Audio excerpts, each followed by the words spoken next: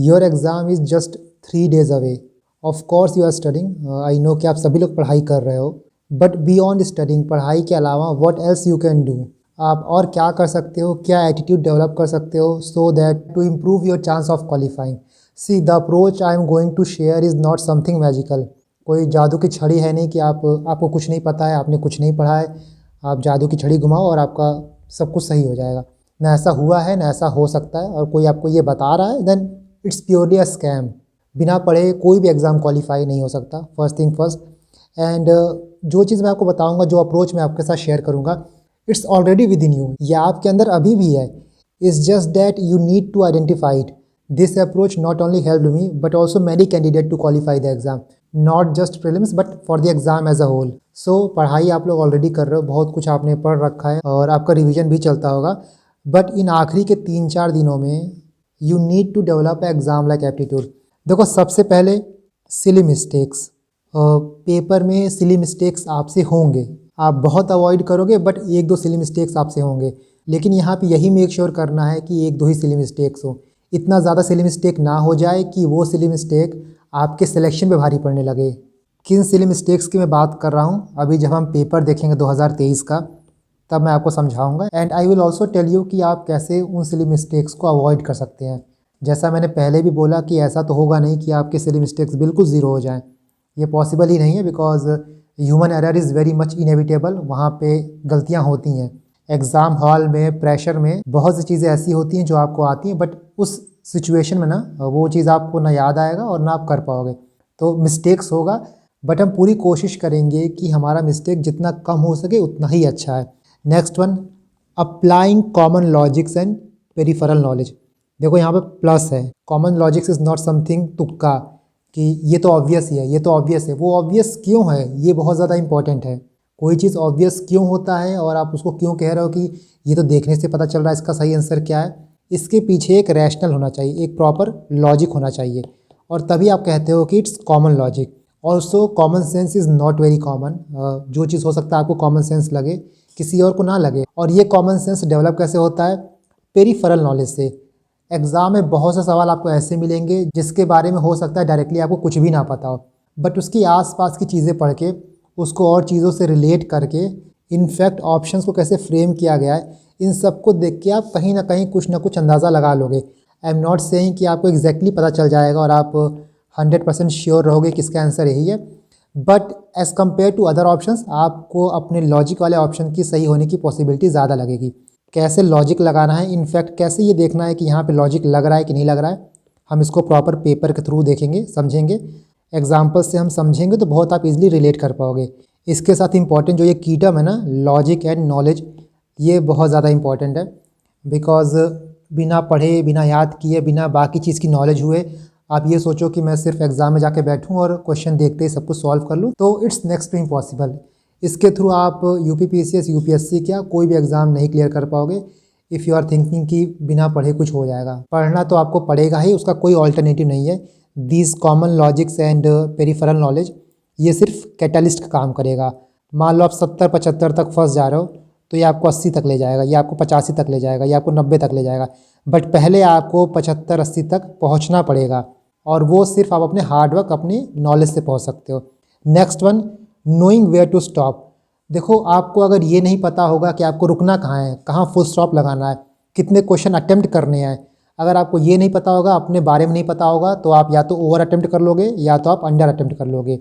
आप बहुत लोग का सुनोगे, कोई कहेगा मैंने 150 अटेम्प्ट किया था और कोई कहेगा मैंने 110 अटेम्प्ट किया था, बट आपका स्वीट स्पॉट क्या है, आपको कितना अटेम्प्ट करना है, ये सिर्फ आपको पता है, based on your knowledge, based on your risk taking ability, based on your peripheral knowledge, based on your common logic.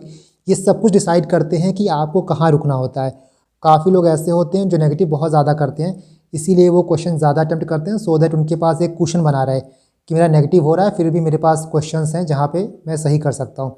और काफ़ी लोग ऐसे भी होते हैं जिनका नेगेटिव बहुत ज़्यादा होता है, इसीलिए वो कम अटेम्प्ट करते हैं ताकि वो नेगेटिव जोन में ना आ जाए। तो कहाँ आपको फुल स्टॉप लगाना है, कितने क्वेश्चन आपको अटेम्प्ट करने हैं, ये आपको डिसाइड करना है ना। मैं यहाँ पे आपको एक तरीका बताता हूँ जिससे आप अपने आप को जज कर पाओगे। क्या होता है कि हमारे पास जो क्वेश्चन होते हैं, मान लो आपको टोटल 150 क्वेश्चन मिल रहा है, ठीक है, और आप मॉक पेपर लगाने बैठे, आप PYQ लगाने बैठे, आपको कई बार आइडिया नहीं होता कि मैं कितने क्वेश्चन में रिस्क ले सकता हूँ या फिर ले सकती हूँ, मेरा कितना अटेम्प्ट सही है। मान लो मैं 2 ऑप्शन में फंस रही हूँ या फंस रहा हूँ, तो कौन सा ऑप्शन मैं चूज़ करूँ। सो आप क्या करो कि एक पेपर लो एग्ज़ाम का, कोई भी एग्ज़ाम का पेपर लो या फिर मॉक का पेपर लो। उसमें आप एग्ज़ाम लाइक कंडीशन में आप ये मान के चलो कि आप एग्ज़ाम का पेपर दे रहे हो और 150 के 150 क्वेश्चन को अटेम्प्ट करो। सारे क्वेश्चन अटेम्प्ट नहीं करने, देखो 150 में से कितना सही हो सकता है। मान लो आप 150 में से 90 अटेम्प्ट किए, तो अब इसको आप रहने दो, ठीक है। बाकी कितना क्वेश्चन बचा, 60 क्वेश्चन बचा। अब आप क्या करो कि 60 क्वेश्चन को अटेम्प्ट करना स्टार्ट करो एंड ये देखो कि 60 क्वेश्चन में से आपके कितने सही होते हैं, कितने गलत होते हैं। वहाँ पे आप ये देखना कि जब भी आप तुक्का लगा रहे हो या फिर जब भी आप आई वुड से कि गेसिंग कर रहे हो, तो कितने गेसिंग आपके वर्क सही हो रहे हैं। और यही तरीका आप 4-5 पेपर में लगाओ, इससे आपको ये पता चल जाएगा कि आप पेपर में कितना रिस्क ले पा रहे हो।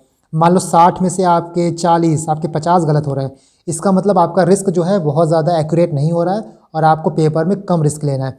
मान लो 60 में से आप रिस्क ले रहे हो तो आपका 30 सही हो रहा है, 30 गलत हो रहा है, इसका मतलब कि आप ओवरऑल पॉजिटिव में हो, डैट मीन्स कि आप रिस्क ले सकते हो। तो ये एक्सरसाइज करो, इस तरीके से अपने आप को गेज करो कि मैं कितना रिस्क ले सकता हूँ या फिर ले सकती हूँ।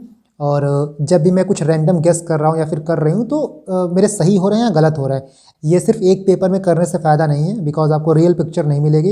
एटलीस्ट आप 4 से 5 पेपर में करो। अभी आपके पास 4 दिन है, 3 दिन है, तो जितना इम्पॉर्टेंट पढ़ाई करना है उतना इम्पॉर्टेंट ये जानना भी है कि मुझे पेपर कैसे अटेम्प्ट करना है। सो ये आप एक्सरसाइज करो एंड इसके थ्रू आप जान पाओगे कि आप कितना रिस्क ले सकते हो। नाउ द नेक्स्ट वन, तुक्का वर्सेस रैशनल गैम्बलिंग। अब यहाँ पे देखो क्या होता है ना कि बहुत से लोग common sense, common logic, MCQ aptitude के नाम पे आपको तुक्का सिखाते हैं कि 4 ऑप्शन है, मुझे ये ऑप्शन सही लग रहा है, और आपको पहले से आंसर पता है तो आप सारे लॉजिक लगा दोगे उस आंसर को करेक्ट करने में। सो इससे प्रॉब्लम ये होती है कि जो पहली बार अटैम्प्ट दे रहे हैं या फिर जिनको बहुत ज़्यादा अच्छे से नहीं पता है कि क्वेश्चन पेपर को कैसे डिसाइफर करना चाहिए, ऑप्शन को कैसे डिसाइफर करना चाहिए, जिनका बेस प्रिपरेशन बहुत ज़्यादा अच्छा नहीं है, वो लोग क्या करेंगे ना, वो लोग सिंपली तुक्का लगाने लगेंगे।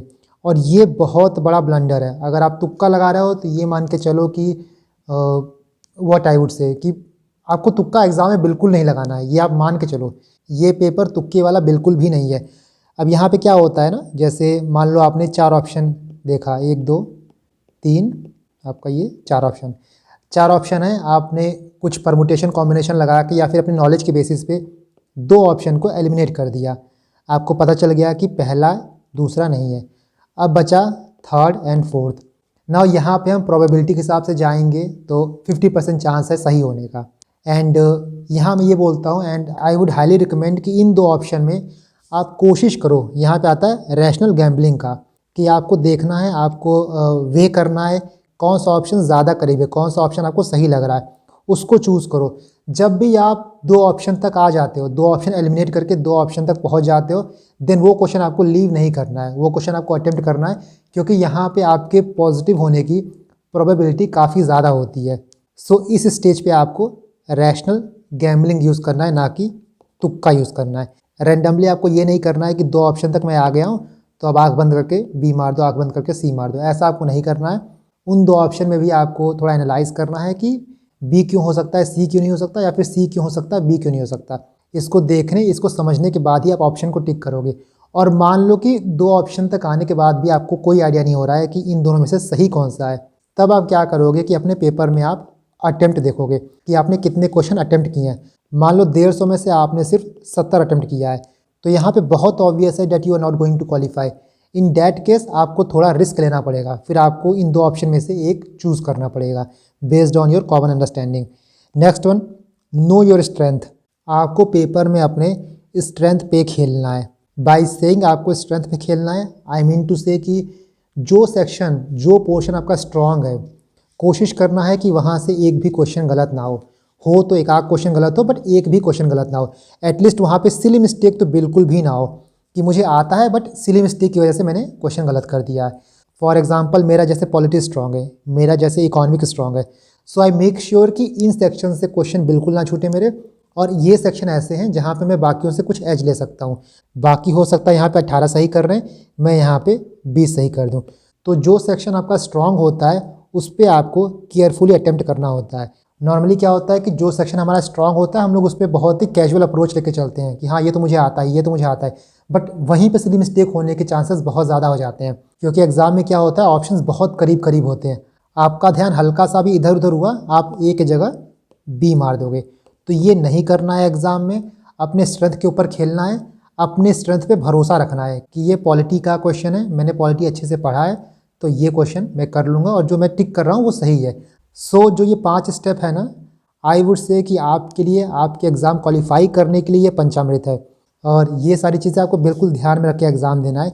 ये बियॉन्ड नॉलेज है, आप जो कर रहे हो, जो पढ़ रहे हो वो तो सही है, बट ये सारी चीज़ें जो हैं आपको लिस्ट के अंदर भी ला सकती हैं और लिस्ट के बाहर भी कर सकती हैं। अब नाउ चलो कुछ हम क्वेश्चन डिस्कस करते हैं बेस्ड ऑन आवर अंडरस्टैंडिंग। देखो सबसे पहले आपको क्या करना है, जो भी क्वेश्चन मैं दिखा रहा हूँ यहाँ पे देखो इंग्लिश में भी है और यहाँ पे हिंदी में भी है। आपको वीडियो पॉज करना है, पॉज करके देखना है कि इसमें से सही आंसर कौन सा है। आप सिर्फ बैठे बैठे क्वेश्चन को देखोगे और सिर्फ आंसर देख लोगे, उसका कोई फ़ायदा नहीं है। एक कहावत है ना कि आप घोड़े को घास तक ले जा सकते हो, बट घास जो है घोड़े को खुद खाना होता है। सो मैं आपको चीज़ें बता सकता हूँ, आपकी अंडरस्टैंडिंग डेवलप कर सकता हूँ, बट उसको अप्लाई आपको ही करना है। That is why take this exercise very seriously.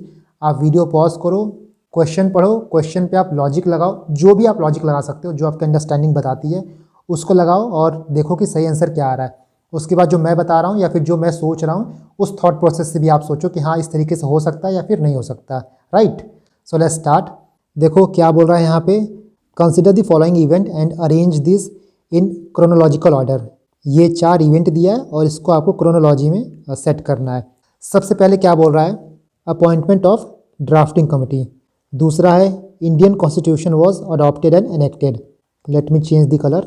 तीसरा बोल रहा है date of commencement of Indian constitution और चौथा बोल रहा है कॉन्स्टिट्यूशन असेंबली फर्स्ट मेट। ना यहाँ पे आप एक चीज़ देखो, ये तो आपको पता ही है कि ड्राफ्टिंग कमेटी जो था वो कॉन्स्टिट्यूशन ड्राफ्ट करने के लिए बना था, ये आपको पता है, आई थिंक ये क्लियर है, बहुत कॉमन फैक्ट है। पहला बोल रहा है अपॉइंटमेंट, ड्राफ्टिंग कमेटी का अपॉइंटमेंट हुआ था, और दूसरा बोल रहा है इंडियन कॉन्स्टिट्यूशन का अडॉप्शन हुआ है और एनेक्टमेंट हुआ है। अब यहाँ पे आप ये सोचो कि बिना ड्राफ्टिंग कमेटी को अपॉइंट किए, बिना कॉन्स्टिट्यूशन को ड्राफ्ट किए कैसे हमारा कॉन्स्टिट्यूशन जो है वो अडॉप्ट हो सकता है, कैसे एनेक्ट हो सकता है। पहले कॉन्स्टिट्यूशन बनेगा उसके बाद ही तो एनेक्ट होगा ना। डैट मीन्स कि 1 पहले आएगा उसके बाद 2 आएगा। अब आप ऑप्शन में देखो कि 1 पहले कहाँ है 2 से, यहाँ देखो 2 पहले है 1 से, ये आपका गलत हो जाएगा। इसके बाद यहाँ 1 पहले है, यहाँ 2 बाद में, ये अभी हम रखते हैं, ये भी हम रखते हैं, यहाँ भी 1 पहले बाद में 2 है, ये भी 1 पहले बाद में 2 है। तो आपका ए जो है ना इस लॉजिक से चला गया। अब इसी लॉजिक से आप ये भी देखो कि ड्राफ्टिंग कमेटी का अपॉइंटमेंट कब हुआ होगा, जब हमारी असेंबली मीट की होगी, हमारी असेंबली जब बनी होगी तभी तो ये अपॉइंट किया गया होगा ना कि ड्राफ्टिंग कमेटी के मेंबर कौन कौन होंगे और कौन लोग जो हैं वो कॉन्स्टिट्यूशन को प्रिपेयर करेंगे। इस लॉजिक से देखा जाए तो जो 4 है वो 1 के पहले आएगा। पहले आपकी असेंबली मिलेगी, उसका असेंबली डिसाइड करेगी कि ड्राफ्टिंग कमेटी में कौन कौन लोग होने चाहिए। 1 से पहले 4 कहाँ है, बी में है, डी में है, आपका सी भी चला गया इस लॉजिक से। अब इसके बाद आपका बचा third one, date of commencement of Indian constitution. अब ये सबको पता है कि 26 जनवरी 1950 क्यों सिग्निफिकेंट है, क्यों मनाया जाता है, रिपब्लिक डे क्यों मनाया जाता है, क्योंकि उस दिन हमारा संविधान लागू हुआ था और 1950 का जो ईयर है वो सबसे लास्ट वाला ईयर है। इसके बाद कुछ संविधान से रिलेटेड हुआ नहीं था। डैट मीन्स जो आपका 3 है वो सबसे लास्ट में आएगा। कहाँ पे है ये सिर्फ डी में, तो आपका ये जो है वो सही हो जाएगा ना। यहाँ देखो हमारे पास बहुत लिमिटेड नॉलेज थी। लिमिटेड क्या, हमको सिर्फ ये पता था कि 26 जनवरी जो है वो क्यों मनाया जाता है और इसके बेसिस पे आप इस क्वेश्चन को सही कर लेते। Right answer is D. So इसी को मैं कहता हूँ कि कॉमन लॉजिक है प्लस पेरिफेरल नॉलेज है। पेरिफेरल नॉलेज क्या था, यही कि जो संविधान है वो 26 जनवरी 1950 को लागू हुआ था और ये डेट जो है सबसे आखिरी है, इसका मतलब थर्ड जो है सबसे आखिरी जाएगा। और बाकी यहाँ पे सिंपली आप देख सकते हो, पहले संविधान सभा बैठेगी, उसके बाद डिसाइड करेगी कि ड्राफ्टिंग कमेटी में कौन है, उसके बाद ये कमेटी कुछ ड्राफ्ट करेगी। तो क्रोनोलॉजी यही सेट होती है। नेक्स्ट क्वेश्चन देखो, ये क्वेश्चन इंपॉर्टेंट क्यों है, क्योंकि देखो असर्शन रीजन वाले बहुत से क्वेश्चन आएंगे। इसको सॉल्व करने का मैं आपको तरीका बताता हूँ, कैसे आपको पता चलेगा कि ए जो है वो आर को एक्सप्लेन कर रहा है कि नहीं कर रहा है। आप क्या करोगे कि पूरा आप असर्शन पढ़ो, उसके बाद यहाँ पे बिकॉज लगा देना। बिकॉज लगाने के बाद आप रीज़न पढ़ लेना। अगर से प्रॉपर फ्लो होगा, दोनों स्टेटमेंट में प्रॉपर फ्लो होगा विदाउट एनी एब्सर्डिटी, कुछ आपको बहुत अजीब सा नहीं लगेगा, तब नॉर्मली को एक्सप्लेन करता है, बट प्रॉपर फ्लो नहीं होगा और पढ़ के लगेगा कि यार ये तो हो नहीं सकता क्योंकि ए जो है वो आर से प्रॉपरली अटैच्ड है नहीं, तो आर जो है वो ए को एक्सप्लेन नहीं करेगा। जो हिंदी वाले हैं वो हिंदी वाला पढ़ लें, यहाँ पे प्रॉपरली लिखा हुआ है। बाकी जो इंग्लिश वाले हैं वो यहाँ देखें। क्या करना है आपको, पहले आप स्टेटमेंट पढ़ो। The president can recommend to the parliament to change the boundary of any state after seeking views of the concern legislature of that state on the subject within specified period. ये आपका assertion है। इसको पढ़ने के बाद यहाँ पे आप बिकॉज लगाओ, क्योंकि it is not mandatory for the president to accept the proposal of the concern state legislature. देखो मैं आपको यहाँ पे ये नहीं बता रहा हूँ कि ए सही है या फिर आर सही है, मैं आपको यहाँ पे ये समझाने की कोशिश कर रहा हूँ कि आप कैसे पता करोगे कि ए को आर एक्सप्लेन लॉजिकली कर रहा है कि नहीं कर रहा है। चलो हम ये मान के चलते हैं कि ए सही है और आर भी सही है।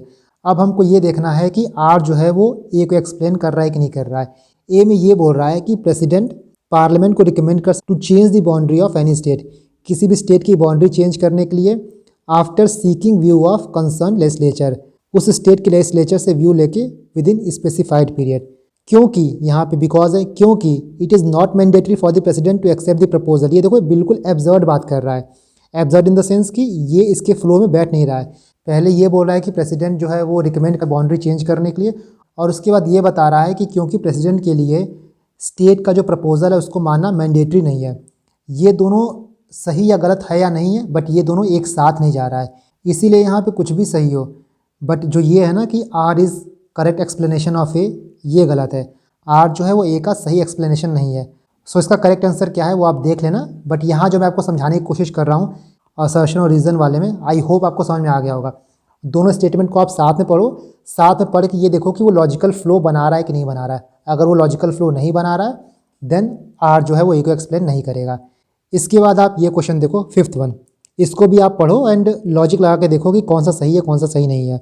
With reference to the election of vice president of India which is declared void by supreme court, which one of the following statement is are correct. मतलब वाइस प्रेसिडेंट की इलेक्शन को सुप्रीम कोर्ट ने void कर दिया है, तो इसमें से कौन सा स्टेटमेंट जो है वो सही है। अब यहाँ पे एक चीज़ और नोटिस करना आप, ये बहुत इंपॉर्टेंट है, और जो मैं सिली मिस्टेक की बात कर रहा था ना वो यहाँ पे लागू होगा। यहाँ देखो करेक्ट पूछा है। आप एग्ज़ाम में क्या करोगे, जब भी करेक्ट इनकरेक्ट की बात आएगी तो आप प्रॉपरली उसको बॉक्स में बना लेना, जिससे आपकी नज़र जाएगी कि एग्ज़ाम में पूछ क्या रहा है। नॉर्मली क्या होता है कि हमेशा करेक्ट ही पूछता है, और कभी कभी बीच में आपसे इनकरेक्ट पूछ लेगा, तब भी आप करेक्ट ही टिक करके आ जाओगे। इसीलिए बहुत ध्यान रखना है कि ये क्या पूछ रहा है, करेक्ट पूछ रहा है कि इनकरेक्ट पूछ रहा है। एंड ट्रस्ट मी, एग्ज़ाम में ये बहुत गलतियाँ होती हैं। एक दो क्वेश्चन तो आपका यही लेके चला जाएगा कि करेक्ट पूछ रहा है या फिर इनकरेक्ट पूछ रहा है। सो इस पर बहुत ध्यान रखना आप ना। यहाँ देखो करेक्ट पूछ रहा है। अब देखो हम पहला ऑप्शन पढ़ते हैं। The act done by him as vice president before such declaration are considered valid. जो भी वाइस प्रेसिडेंट ने किया होगा उनका इलेक्शन वॉइड होने से पहले वो एक्ट जो है वो मान्य रहेगा, वैलिड रहेगा। अब आप एक चीज़ बताओ, वाइस प्रेसिडेंट जो है वो कॉन्स्टिट्यूशनल पोस्ट है, और अगर उनके एक्ट को हम लोग नल एंड वॉइड कर देंगे तो एक तरीके से उनकी पोस्ट को हम लोग डिग्रेड करेंगे। प्लस वाइस प्रेसिडेंट बहुत सारे एक्ट किए होते हैं, बहुत सारे डिसीजन लिए होते हैं, आप कितनों को नल एंड वॉइड करोगे, सब कुछ बदल नहीं सकते हो ना। डेट इज़ वाई वन जो है वो सही है। अगर किसी कॉन्स्टिट्यूशनल पोस्ट का इलेक्शन नल एंड वॉइड हो भी जाता है, फिर भी जो वो काम किए रहेंगे वो वैलिड रहेगा, अनलेस एंड अनटिल बहुत ही कुछ एब्सर्ड कर दें। मतलब आप समझ रहे हो ना, बिल्कुल एक्सेप्शन वाली बात। बट कोई भी कॉन्स्टिट्यूशनल पोस्ट पे होता है तो कुछ एब्सर्डिटी नहीं करता है। डेट इज़ वन आपका सही है। यहाँ पे आपका वन तो सही है। सेकंड देखो, the act done by him as vice president on the day of such declaration are not considered as valid. जो हमने पहले लॉजिक लगाया पहले में, वही दूसरे में भी लगेगा कि जब तक अपने पोस्ट पे रहेंगे वो, जब तक उनको प्रॉपरली हटा नहीं दिया जाएगा, तब तक वो जो भी करेंगे उनका एक्ट जो रहेगा वैलिड रहेगा। टू गलत है, वन सही है। एंड यहाँ पे हमने प्योर लॉजिक लगाया। आप ये लक्ष्मीकांत में पढ़ोगे, बहुत ही कॉमन नॉलेज है, बट आपको नॉलेज नहीं है तो आप यहाँ पे प्रॉपरली लॉजिक से जा सकते हो कि किसी भी संवैधानिक पोस्ट का हम कुछ काम किया हुआ है ऐसे नल एंड वॉइड नहीं कर सकते हैं। इसका आंसर ए होगा। चलो एक क्वेश्चन हम और देखते हैं। यहाँ से भी जो सिली मिस्टेक की मैं बात कर रहा हूँ ना, बहुत चीज़ क्लियर होगा, बहुत इंपॉर्टेंट है ये। इससे पहले हमने क्या किया था, असर्शन रीज़न वाला क्वेश्चन, ये भी उसी तरह है। यहाँ भी आपको वही लॉजिक लगाना है। इसके बाद आप बिकॉज लिख दो, क्योंकि the president is a part of a parliament. चलो हमको नहीं पता है कि वो पार्लियामेंट के पार्ट हैं या नहीं है। रीज़न क्या बोल रहा है, a bill passed by two houses of the parliament can not become a law without the assent of president. Now अब दोनों को आप साथ में करके पढ़ो। यहाँ मैं आपको ये नहीं बता रहा हूँ कि कौन सा सही है कौन सा गलत है, मैं यहाँ पे आपको ये डिसाइफर करना बता रहा हूँ कि आप कैसे ये पता करोगे कि रीज़न जो है वो असर्शन को एक्सप्लेन कर रहा है कि नहीं कर रहा है। अब हम दोनों को साथ में पढ़ते हैं। The president is a part of a parliament. राष्ट्रपति संसद का भाग है क्योंकि संसद के दोनों सदनों द्वारा पारित विधेयक राष्ट्रपति की सहमति के बिना कानून नहीं बन सकता। बिल्कुल लॉजिक बना रहा है, तभी तो पार्ट हुआ। पार्लियामेंट में क्या होता है? लोकसभा, राज्यसभा। जब पार्लियामेंट के पार्ट होंगे प्रेसिडेंट, तभी तो इस सिंक में काम करेंगे। मान लो ये दोनों पास कर दिए बिल और ये पास नहीं किए तो ये लॉ नहीं बन पाया। तो यही तो दर्शाता है ये कि ये तीनों एक ही सिस्टम का पार्ट हैं। तो ये जो है ना, ये बिल्कुल लॉजिक बना रहा है। अब यहाँ पे आपको ये देखना है कि ए सही है कि आर सही है। मान लो आपको ये पता चल जाता है कि दोनों सही हैं, then the correct answer is B. Both A and R true and R is the correct explanation of A. अब नाउ यहाँ पे ये देखो, मैंने सिली मिस्टेक वाली बात क्यों की। इसके पहले जो हमने क्वेश्चन किया था असर्शन रीजन वाला, let me show you. Question number 4, यहाँ पे ऑप्शन को कैसे सेट किया गया है ये देखो आप। ए क्या बोल रहा है? ए ये बोल रहा है कि बोथ ए आर जो है वो ट्रू है और आर जो है वो ए को करेक्टली एक्सप्लेन कर रहा है। फोर्थ वाले क्वेश्चन में ये ऑप्शन आपका ए था, बट नाइन्थ वाले क्वेश्चन में वही ऑप्शन यहाँ पे बी बन गया है। तो ये आपको ध्यान रखना होगा, नहीं तो क्या होगा कि आप फोर्थ कर दोगे, फोर्थ में आप देखोगे कि ए ऑप्शन ये बोल रहा है तो वही चीज़ आप यहाँ पे भी अप्लाई कर दोगे, बट यहाँ ऑप्शन को ना स्वैप कर दिया है। ये सिली मिस्टेक आप ध्यान रखना, नहीं तो आंसर जानते हुए भी, आंसर मालूम होने के बाद भी आप गलत टिक करके आओगे। नेक्स्ट वन देखो, क्वेश्चन नंबर 10। इसको मैंने कल ही डिस्कस किया था, पॉज करके देखो क्या होगा इसका सही आंसर। यहाँ बोल रहा है with reference to union finance commission which of the following is correct. First one, finance commission has chairman and 6 member. चलो हमको ये नहीं पता है। सेकंड क्या बोल रहा है? It submit its report to NITI Aayog. जो मैंने कल बताया था कि फाइनेंस कमीशन क्या है, एक संवैधानिक बॉडी है, कॉन्स्टिट्यूशनल बॉडी है। अब कोई भी कॉन्स्टिट्यूशनल बॉडी जो है वो किसी भी थिंक टैंक को रिपोर्ट क्यों सबमिट करेगी? डेट मीन्स आपका 2 जो है वो गलत हो जाएगा। तो यहाँ से आपको ये पता चल गया कि भाई मेरा ये भी गलत है, ये भी गलत है। या तो आपका ओनली 1 होगा या तो नीदर 1 एंड 2 होगा। सो यहाँ पे आप लॉजिक लगा के नॉर्मली 2 ऑप्शन तक आ गए, या तो आपका ये सही होगा या तो आपका ये सही होगा। इसके बाद एक क्वेश्चन हम और देखते हैं। क्वेश्चन नंबर 15 देखो, with reference to the post in secretariat of the parliament which of the statement is correct. आप पॉज करके सॉल्व करते रहना, मैं यहाँ पे आपको समझा रहा हूँ, बट आप वीडियो को पॉज करके क्वेश्चन को पहले खुद सॉल्व करो, उसके बाद लॉजिक देखो। पहला बोल रहा है common post may be created for the secretariat of each house of the parliament. यहाँ पे कीवर्ड क्या है देखो, मे बी क्रिएटेड, क्रिएट किया जा सकता है। दूसरा क्या बोल रहा है? The parliament has right to regulate the service condition of secretariat staff of either house of it. यहाँ पे देखो पूरे पार्लियामेंट की बात कर रहा है, यहाँ पे सिर्फ लोकसभा या फिर राज्यसभा की बात नहीं कर रहा है, ये पूरे पार्लियामेंट की बात कर रहा है कि संसद के पास राइट है, संसद के पास अपने जो सेक्रेटेरिएट है उसके स्टाफ के सर्विस कंडीशन को रेगुलेट करने का राइट है। ना देखो, पार्लियामेंट जो है वो सुप्रीम बॉडी है इंडिया की। अब ये राइट उसके पास नहीं होगा तो किसके पास होगा? यहाँ पे मान लो लोकसभा बोलता, राज्यसभा बोलता, तब एक बार के लिए हम सोच सकते थे कि शायद लोकसभा के पास ना हो तो राज्यसभा के पास हो, या फिर राज्यसभा के पास ना हो तो लोकसभा के पास हो। बट यहाँ पे एज अ पार्लियामेंट होल की बात कर रहा है, तो parliament is a supreme body and और इवन विदाउट नोइंग हमको पता है कि उसके पास अपने स्टाफ को रेगुलेट करने का पूरा राइट होगा। तो यहाँ पे 2 जो है वो ऑटोमेटिकली सही है, आप चाहे इसको जानो या ना जानो, 2 सही हो गया। और पहले में क्या बोल रहा है? May create a post. देखो मे, माइट, कर सकता है, हो सकता है, जहाँ पे पॉसिबिलिटीज़ की बात करता है ना, तो पॉसिबिलिटीज़ तो बहुत कुछ है। यहाँ पे ये नहीं कह रहा है कि पोस्ट क्रिएट करेगा ही करेगा, यहाँ पे कह रहा है कि कर सकता है। तो हाँ, कर सकता में पार्लियामेंट बहुत कुछ कर सकता है, डेट इज़ वाई 1 भी सही है। यहाँ पे आप सिंपली जाओगे पॉसिबिलिटीज़ को लेके, and being a supreme body parliament के पास एटलीस्ट अपने डोमेन में काम करने के लिए अनलिमिटेड पावर है। सो इसका आंसर क्या होगा? सी, बोथ 1 एंड 2। जैसे मैं आपको एक एग्जांपल और देता हूँ कि मान लो यहाँ पे ये बोलता है पहले वाले स्टेटमेंट में कि लोकसभा का अपना सेक्रेटेरिएट है, राज्यसभा का अपना है, तो हाँ हो सकता है, हमको नहीं पता। लेकिन यहाँ पे बोल रहा है कि मे बी क्रिएटेड, क्रिएट किया जा सकता है। इन दोनों का भले अपना अलग अलग हो, बट पार्लियामेंट चाहे तो इनका एक कॉमन पोस्ट क्रिएट कर सकता है। मे बी क्रिएटेड जहाँ पे पॉसिबिलिटीज़ की बात करता है, वो पार्लियामेंट की पॉसिबिलिटी की तो बिल्कुल पॉसिबल है। सो इसका आंसर क्या होगा? Both 1 and 2। Now question next वाला देखो, यहाँ पे देखो मैंने क्यों टिक किया है नॉट को। जैसा मैंने बताया, सिली मिस्टेक आपको अवॉइड करना है। कैसे अवॉइड करोगे? जो भी कीवर्ड है उनको प्रॉपरली एग्जाम में हाईलाइट करो। जैसे यहाँ पे पूछ रहा है कि नॉट ट्रू, तो नॉट को गोला बनाओ कि मुझे इसमें से गलत को चूज़ करना है, नहीं तो आप जल्दीबाजी में ना सही चूज़ कर दोगे। अब क्या बोल रहा है? ग्राम सभा जो है, ग्राम सभा के बारे में कौन सा स्टेटमेंट ट्रू नहीं है? पहला बोला it has the power and function at village level like state legislature has at state level. दूसरा बोल रहा है its power are determined by central government.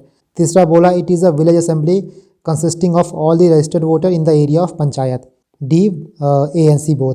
ना ये तो आपको पता है कि जो पंचायत है वो स्टेट गवर्नमेंट के अंदर आता है, और जब पंचायत स्टेट गवर्नमेंट के अंदर आता है तो सेंट्रल गवर्नमेंट कहाँ से आ सकती है पिक्चर में। तो बी देखो आपका गलत हो जाएगा। बहुत ही कॉमन सेंस का क्वेश्चन है ये, चाहे आप पढ़े हो या ना पढ़ो इसको आप इजीली कर सकते हो। और यहाँ पे सिली मिस्टेक हो इसीलिए आयोग ने डी ऑप्शन भी दिया था, ए एन सी बोथ, ताकि यहाँ पे अगर आप ट्रू मान के चलो तो डी लगा दो। इसके बाद जैसे क्वेश्चन नंबर 17 देखो, all election to the panchayat are conducted by. अब यहाँ पे आप सोचो क्या होगा सही।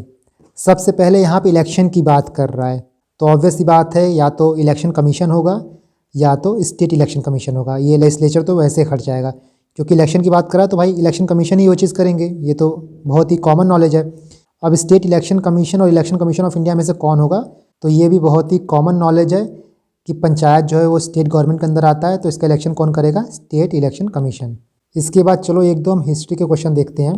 यहाँ पे देखो क्वेश्चन नंबर 40 ना, जैसा मैंने बोला कि कभी भी किसी भी क्वेश्चन को सॉल्व करने के लिए आपके पास कुछ या तो प्रायर नॉलेज हो या तो ऑप्शन इस तरीके से सेट हो कि आप वहाँ पे गलतियाँ आराम से निकाल सको।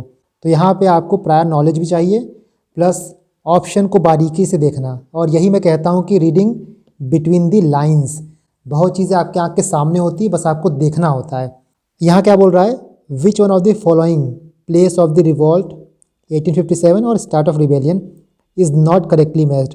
सबसे पहला टास्क क्या है आपका कि नॉट को मार्क करो। यहाँ पे नॉट पूछा है मतलब गलत वाला खोजना है। अब देखो आपने बेसिक हिस्ट्री भी पढ़ा होगा तो आपको ये बात पता होगा कि मेरठ में 10 मई 1857 को रिवॉल्ट हुआ था, ये हर जगह मेंशन है। इसके बाद आप नेक्स्ट डेट देखो, ये तो हमको पता था कि बी जो है वो सही है, ये तो पता है। इसके बाद आप अगला डेट देखो क्या दिया है। मेरठ में बोल रहा है कि 10 मई को हुआ था और झांसी में बोल रहा है कि 11 मई को हुआ था। सिर्फ अगले ही दिन रिवॉल्ट कैसे हो सकता है? ऐसा तो है नहीं कि उस टाइम पे हर जगह कहीं ना कहीं रिवॉल्ट हो रहा था। रिवॉल्ट एक प्रोग्रेशन से हुआ था, पहले यहाँ हुआ था फिर यहाँ हुआ था, हम लोग यहाँ पे रिवॉल्ट किए फिर यहाँ से कहीं और गए, वहाँ से कहीं और गए, इसी हिसाब से हुआ था। तो ऐसा कैसे हो सकता है कि 10 तारीख को यहाँ रिवॉल्ट हुआ उसके बाद जस्ट 11 तारीख को यहाँ पर रिवॉल्ट हो गया, एक दिन के बाद ही। सो दैट इज़ वाई यहाँ पर राइट आंसर क्या है, डी है। डी राइट मतलब डी जो है वो इनकरेक्ट है, ठीक है, नॉट करेक्ट पूछा है यहाँ पे। कैसे हमको पता चला, based on our peripheral knowledge, हमको ये पता था उसके बेसिस पे हमने ये डिसाइफर कर लिया। इस क्वेश्चन को काफ़ी लोग गलत किए होंगे, बट थोड़ा बिटवीन द लाइंस पढ़े होंगे, ऑप्शंस को थोड़ा बारीकी से एनालाइज किए होंगे कि यहाँ 10 दिया है, यहाँ जस्ट 11 दे दिया है, तो आप इसको सॉल्व कर सकते थे। एक मैच द कॉलम हम लोग देखते हैं ज्योग्राफी का। क्वेश्चन नंबर 53, यहाँ पे रिवर है, यहाँ पे प्लेस ऑफ ओरिजिन है, मैच करना है आपको। नाउ यहाँ पे आपको क्या पता है, कम से कम ये तो आपको पता है कि यमुना जो है वो यमुनोत्री से निकलती है, नाम में ये यमुना यमुनोत्री। तो ए का क्या हो जाएगा, 4 हो जाएगा। ये जानते ही कि ए का 4 हो जाएगा, आप ऑप्शन को एलिमिनेट करना स्टार्ट करो, मतलब आपका जो बी है वो एलिमिनेट हो जाएगा, क्योंकि यहाँ पे ए का 1 दिया है।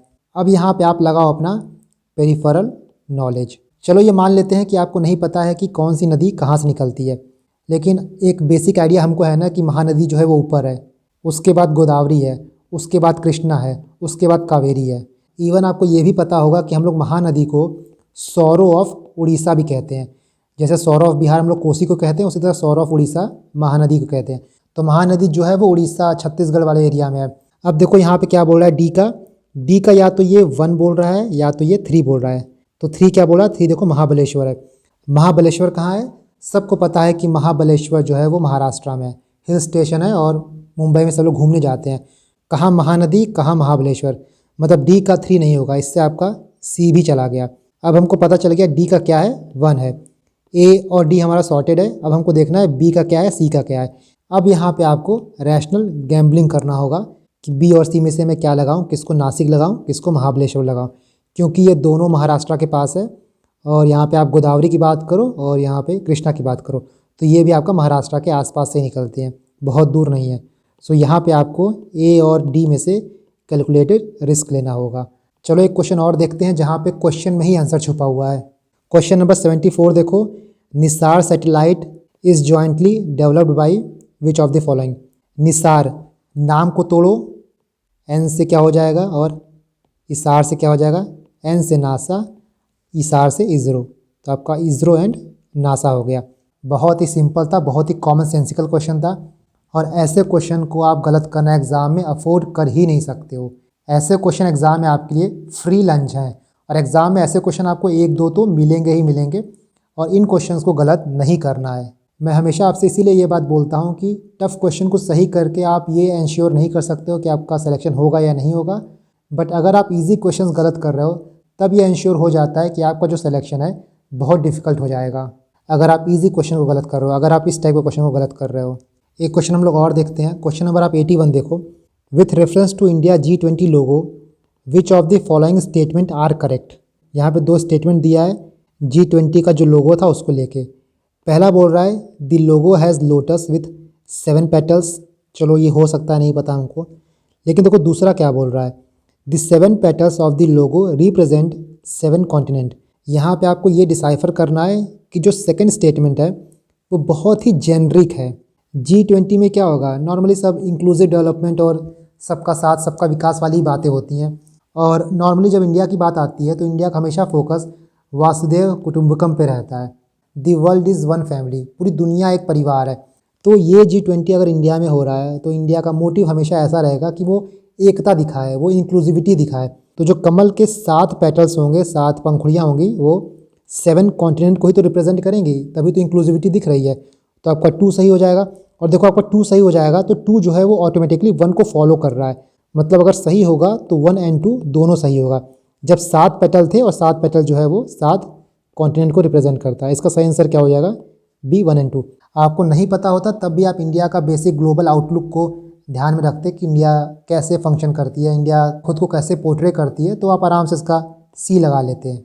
सो यहाँ पे हमने अभी कम से कम 12-15 क्वेश्चन डिस्कस किया है और आप ये नोटिस किए होंगे कि कोई यहाँ पे ट्रिक नहीं लग रहा है कि ये नंबर है तो ये नंबर गलत हो जाएगा या फिर हमेशा ऐसे ऑप्शंस गलत होते हैं वैसे सही होते हैं। क्योंकि देखो UPSC का पेपर एंड UP PCS का पेपर अलग अलग है और हर पेपर का, हर एग्ज़ाम का अपना एक सोल होता है, अपना एक तरीका होता है और आपको वही तरीका अप्लाई करना होगा। सो डैट इज़ वाई मैं यहाँ पे आपको कोई ट्रिक नहीं बता रहा हूँ, मैं यहाँ पे आपको सोचने का तरीका बता रहा हूँ और कैसे आप अपनी गलतियों को मिनिमाइज़ करो और अपने अटेम्प्ट को, अपने एक्यूरेसी को मैक्सिमाइज़ करो। और मेनली आपका एग्ज़ाम में फोकस यही होना चाहिए कि फर्स्ट सिली मिस्टेक बिल्कुल कम करना है, बिकॉज सिली मिस्टेक आपकी मेहनत को डेंट मारते हैं। आपने मेहनत की है, आपको चीज़ें पता हैं, बट कुछ गलतियों की वजह से आपका नेगेटिव चला जाता है। तो सिली मिस्टेक बिल्कुल मिनिमाइज़ करना है। सेकंड थिंग इज़ कि क्वेश्चन में आपको क्लू ढूंढना है, आपको कुछ हिंट खोजना है जिसके थ्रू आप राइट आंसर तक पहुंच पाओ।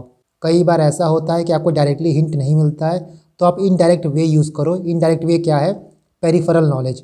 आप ये देखो कि आपको वो आंसर तो नहीं आ रहा है जो पूछा गया है, बट कुछ और तरीका लगा के क्या आप वहाँ पे पहुँच सकते हो। And trust me, this is very important.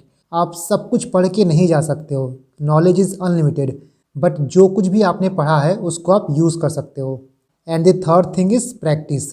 जब तक आप इसकी प्रैक्टिस नहीं करोगे, जब तक आप बार बार इसको इंटरनलाइज नहीं करोगे, सामने आपके आंसर भी होगा, सामने आपको चीज़ें पता भी होंगी, फिर भी आप उसको आइडेंटिफाई नहीं कर पाओगे।